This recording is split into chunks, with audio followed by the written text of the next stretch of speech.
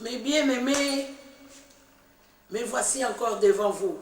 Aujourd'hui, c'est une autre chose que je vous amène. Comme je vous ai dit, je suis là pour t'encourager, ma sœur, pour te réveiller. Je suis là pour te réveiller. C'est pourquoi je suis encore là. Vraiment, c'est quelque chose que Dieu m'a mis au cœur. De réveiller le peuple de Dieu, de leur donner la force, de leur sortir du sommeil. Donc c'est ça vraiment mon souci. Parce que j'ai remarqué, il y a beaucoup qui sont endormis. On est à minuit. Réveillez-vous. L'horloge est à minuit. Jésus revient bientôt. Réveillons-nous, peuple de Dieu. Réveillons-nous. C'est pourquoi aujourd'hui, je viens vous exhorter, peuple de Dieu. Donc mon thème, c'est « Moi et ma maison, nous servirons l'Éternel ». C'est ça mon thème aujourd'hui. On va prier, peuple de Dieu. Merci, Père éternel, de m'amener encore, Seigneur, de me donner, Seigneur, cette opportunité, Papa, de parler encore, Seigneur, à ton peuple, Seigneur. Laisse que, Seigneur, cette parole soit la pluie qui va laver toute impureté, Seigneur Jésus. Laisse que cette parole soit le feu qui va consumer, Seigneur, toute herbe, Seigneur, qui mérite d'être arrachée. Laisse que cette parole, Seigneur, soit, Seigneur, un tourbillon, Seigneur, qui va apporter tout, Seigneur, impureté dans les lieux arides, Papa. Toi seul, prends possession, Papa. Prends les devants. Toi seul, parle, Papa. Parle, que je disparais, que toi tu parles. Quand toi tu parles, c'est pour toucher ton peuple. Quand toi tu parles, c'est pour enseigner ton peuple. C'est toi le meilleur enseignant, Seigneur Jésus. C'est pourquoi je laisse ces moments entre tes saintes mains, Papa. Que je disparaisse, toi seul, Papa. Parle, Seigneur. Parle à tes bien-aimés, Papa. Car toutes les choses ont été faites par la parole. La parole est vivante et la parole est puissante. Merci pour ces moments favorables, Papa, que tu vas passer encore avec nous. Merci, Père éternel. J'en supplie au nom puissant de Jésus-Christ. Et j'ai dit merci, Seigneur Jésus. Amen. Alors, qu'est-ce que je vous amène? On va parler de Luc. On va lire Luc 12, 49 à 53. Qu'est-ce que la Bible nous dit? Je suis venu jeter un feu sur la terre. Et qu'ai-je à désirer s'il est déjà allumé? Il est un baptême dont je dois être baptisé. Et combien il me tarde qu'il soit accompli. Pensez-vous que je sois venu apporter la paix sur la terre? Non. Vous dis-je, mais la division. Car désormais, 5 dans une maison seront divisés, 3 contre 2 et 2 contre 3, le père contre le fils et le fils contre le père, la mère contre la fille et la fille contre la mère, la belle-mère contre la belle-fille et la belle-fille contre la belle-mère. On a lu la parole de Dieu, mais j'aime bien le français courant. Parce que dans le français courant, nous, on est les Africains, donc le français, ce n'est pas vraiment notre langue. C'est pourquoi j'aime vraiment, de temps en temps, prendre le français courant. À Luc 12, 49 à 53. Qu'est-ce que le français courant nous dit? Je suis venu apporter le feu sur la terre et je voudrais vraiment qu'il soit déjà allumé. Je dois recevoir un baptême et j'entends avec grande impatience que cela se réalise. Ne pensez pas que je suis venu apporter la paix sur la terre. Au contraire, je vous l'ai dit, à cause de moi, les gens seront pas d'accord entre eux. À partir de maintenant, quand 5 personnes vivront dans la même maison, elles ne seront pas d'accord. Elles seront 3 contre 2 et deux contre toi. Le père ne sera pas d'accord avec le fils. Le fils ne sera pas d'accord avec le père. La mère ne sera pas d'accord avec la fille. La fille ne sera pas d'accord avec la mère. La belle-mère ne sera pas d'accord avec la belle-fille. Et la belle-fille ne sera pas d'accord avec la belle-mère. Mes bien-aimés, vous voyez ce que la Bible nous dit là. Jésus n'est pas venu apporter la paix. Parce qu'il y a beaucoup qui croient, quand ils vont dans les églises, ils croient qu'ils sont pour la paix. Mais bien aimés, nous nous trompons de là. Je vais expliquer un peu au peuple de Dieu, mes bien-aimés. Moi, je vois des fois à l'église, oui, nous sommes appelés. Qu'est-ce que la Bible nous dit? La Bible nous dit, moi et ma maison, nous servirons l'Éternel. C'est ça que la Bible nous dit. Moi et ma maison, nous servirons l'Éternel. Mais je vois des parents qui viennent suivre des enseignements, qui viennent à l'église ou qui prient, mais en dehors de leur famille. Vous voyez qu'est-ce que la Bible nous dit ici? 5 sera contre 2, 2 contre 3. Jésus est venu pas apporter la paix, mais l'épée. Et c'est pourquoi nous devons avoir le même langage dans une maison. Quand tu pries, il faut que tes enfants aussi apprennent à prier. Ton mari apprend. Oui, je sais, il y a des enfants qui n'aiment pas, on ne peut pas les attacher par force, mes bien-aimés. Ça, je sais. Je peux donner même mon exemple. Mon fils, ou mes familles aussi, mes soeurs, mes frères, il y a beaucoup qui ne fréquentent pas l'église, mais qui croient vraiment en Jésus. Quand il leur parle de Jésus, il dit, oui, oui, oui, ça je sais. Ah oui, notre Jésus. Maman, apprenons nos enfants Jésus. Parce que quand tu n'apprends pas ton enfant Jésus, tu es en train de lever un serpent qui va te piquer. C'est pourquoi la Bible nous prévient ici. Toi s'élèvera contre 2, 2 contre 3. Maman, il y a des parents qui viennent à l'église et leurs enfants ne connaissent même pas qui est Jésus. Mais bien aimé, non, tu es en train de lever les serpents dans la maison. C'est pourquoi Jésus ici nous dit, ne pensez pas que je suis venu apporter la paix sur la terre. Non, quand toi-même tu connais Jésus et que tes enfants ne connaissent pas, vous n'aurez pas le même langage. Ou nous devons avoir le même langage. Dans les tours de Babel, si nous retournons dans l'Ancien Testament, qu'est-ce que la Bible dit? À l'époque, ils avaient un langage, un chef. Qu'est-ce que Dieu a fait? Il a dit, je vais confondre leur langage. Parce que nous devons avoir un seul langage. Parce que pourquoi Dieu a fait ça dans les tours de Babel? Parce qu'ils étaient dans une mauvaise voie. Quand tu es dans une mauvaise voie, Dieu te confond. C'est pourquoi Dieu n'a pas voulu leur langage, parce qu'ils étaient dans une mauvaise voie. Mais nous, au contraire, avec Christ, on est dans une bonne voie. On doit avoir un langage. Que ici, la Bible me dit, je dois respecter mes parents. Et toi, la maman, tu seras respectée à la maison. Parce que ne croyez pas que si ton fils a fait l'université, qu'il est bon ou meilleur, non. Il y a l'intelligence et il y a la sagesse aussi. Il y a l'intelligence de Dieu et il y a l'intellectuel de ce monde. Mais bien aimé, il ne faut pas confondre. Apprenez vos enfants à connaître Dieu. Apprenez vos enfants à connaître la Bible. Parce que la Bible, c'est le meilleur GPS qu'on peut dire maintenant. C'est le GPS qui ne s'est jamais trompé. Moi, je roule des fois avec le GPS. Le GPS me fait tourner, mes bien-aimés. Mais je vous dis, avec la Bible ne me fait plus tourner. Parce que je veux maintenant les comprendre.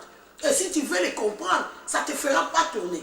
Le GPS me fait tourner. Mais bien aimé, apprenons notre entourage, nos amis, nos enfants, à parler le même langage, à se comprendre. Si nous tous, nous marchons selon la Bible, il n'y aura pas de problème, moi je crois.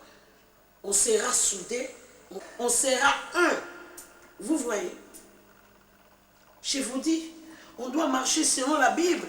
Parce que si on voit ici, qu'est-ce que la Bible nous dit? La Bible nous dit, à 2 Corinthiens 6, 14, qu'est-ce que la Bible nous dit? N'allez pas avec ceux qui ne croient pas en Dieu. La Bible nous dit, n'allez pas avec les païens. Vous ne pouvez pas vivre ensemble. Ce qui est juste et ce qui est contraire à Dieu. Est-ce que cela va ensemble? Est-ce que la lumière va avec la nuit? Ça, c'est toujours le français courant. Je veux qu'on se comprenne bien, mes amis. Mais bien aimés, on doit bien se comprendre. La Bible nous dit, 2 Corinthiens 6, 14, la Bible te défend de fréquenter les païens. La Bible est claire, il n'y a qu'un, il n'y a qu'un Bible. N'allez pas avec ceux qui ne croient pas. Vous voyez? Mais bien aimé, apprends tes enfants, apprends ta maison. Rentre Jésus dans ta maison. Car il est dans la porte, il frappe, il cherche où souper, demeurer. Ouvre ta maison pour Jésus. Ne sois pas égoïste. Tu veux Jésus pour toi? Non. Apprends tes enfants Jésus. Les enfants, quand ils ont encore 10 ans, tu as le temps de les apprendre. Et après, n'attends pas quand ton enfant aura 15 ans et puis de lui parler Jésus. Il te dirait, fous-moi la paix avec ton Jésus. Il faut apprendre ton enfant dès bas âge. Comme ça, il pourrait comprendre.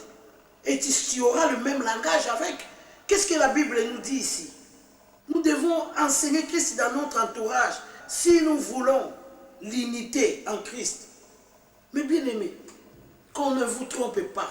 Quand tu viens à l'église toute seule, tu es en train de préparer ta tombe.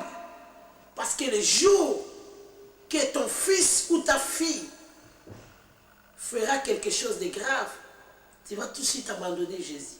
Tu vas dire, oh, moi qui est toujours avec Jésus aujourd'hui, il y a quelque chose qui arrive à ma fille ou à mon fils. Mais bien aimé, qu'on ne vous trompe pas. Le salut est individuel. C'est pourquoi apprends à ton enfant, à ta sœur, le Christ. Le Christ est réel. Parce que qu'est-ce que la Bible nous dit? Acte 2, 1. La Bible nous montre, les jours du Pentecôte, ils étaient tous ensemble dans le même lieu. Dans le même lieu, il faut être ensemble avec ta famille. Sinon, il y aura des divisions dans la famille. Si toi tu es dans la lumière et moi je suis dans les ténèbres, on ne peut pas cohabiter. La Bible est claire. On nous a dit ça ici, à 1 Corinthiens 6, 14. Est-ce que les ténèbres et la lumière peuvent cohabiter? Non. Mais c'est... Non, non, non. Non. Mais bien aimé, cherchons Dieu.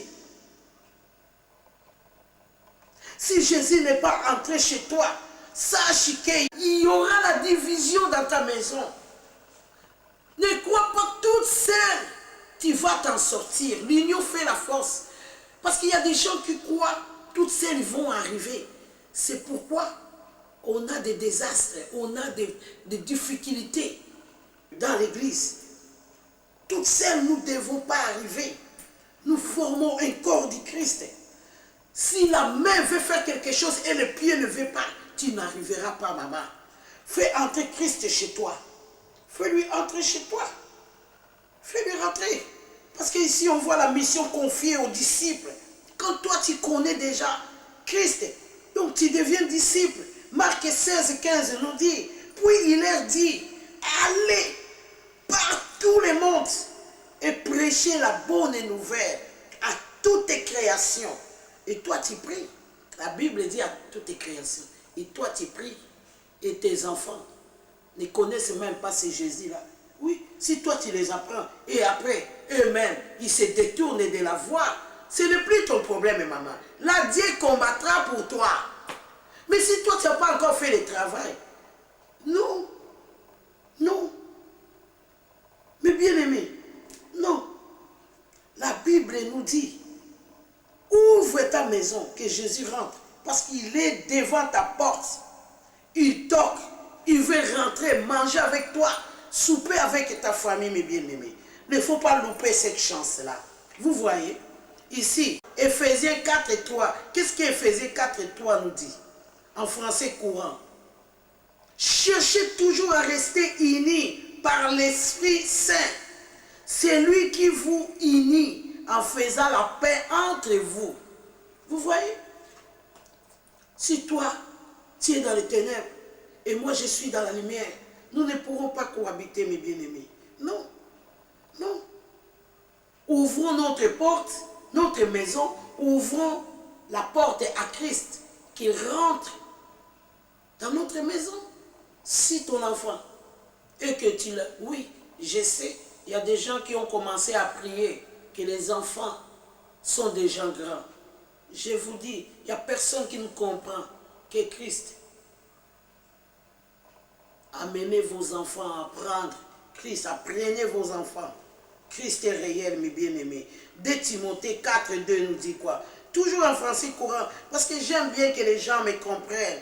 Vous voyez, je suis là pour vous réveiller, peuple de Dieu. Nous ne devons pas nous emmerder. Jésus est réel, Christ est réel. Fais rentrer Christ chez toi. Il apportera la paix. Vous voyez? Comme à Éphésiens 4 et 3. Hein? Il vient mettre la paix dans ta maison. 2 Timothée ici 4 2 nous dit en français courant.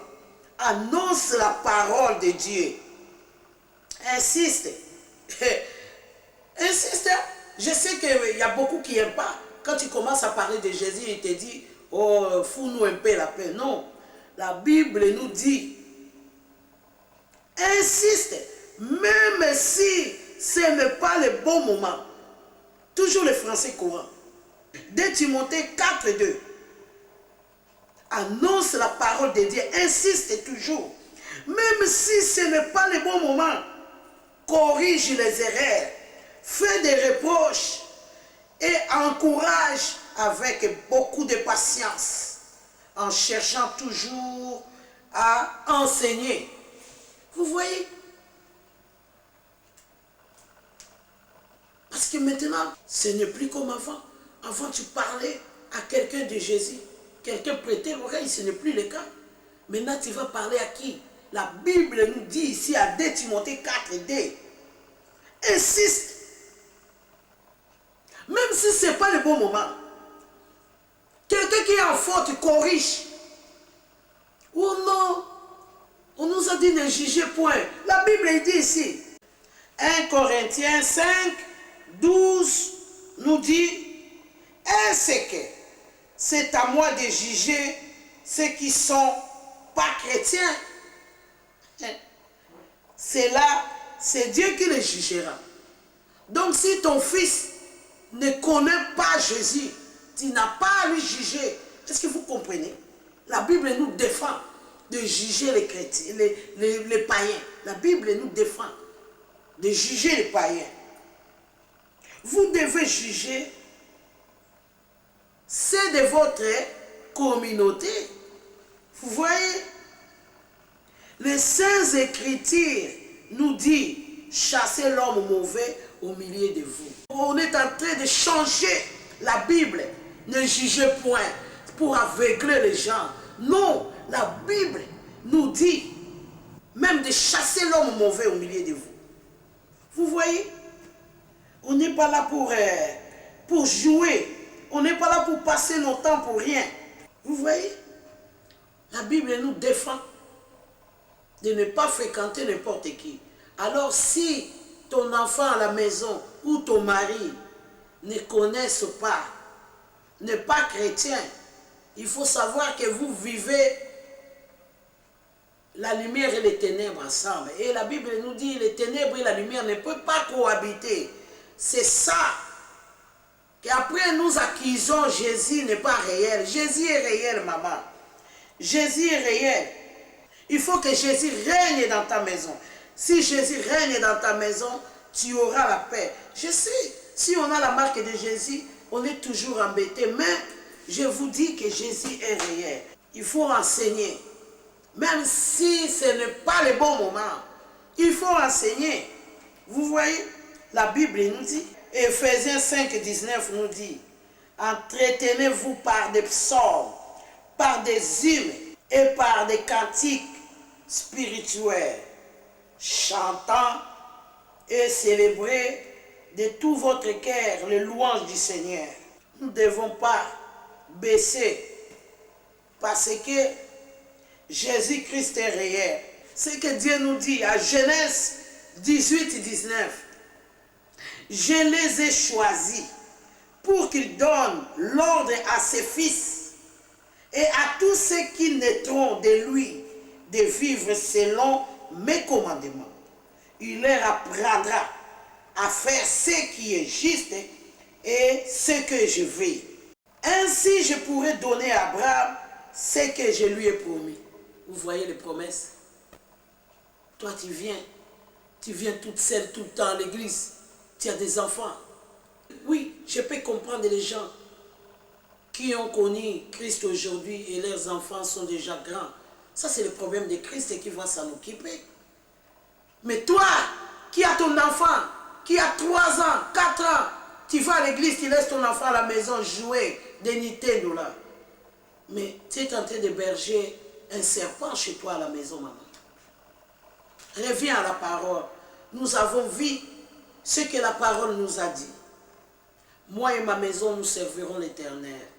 Christ, il faut faire entrer Christ chez toi à la maison pour que la paix demeure, mes bien-aimés. C'est ça que j'avais pour vous fortifier, pour vous réveiller aussi de ce sommeil-là. Que Dieu vous bénisse. Merci encore, peuple de Dieu.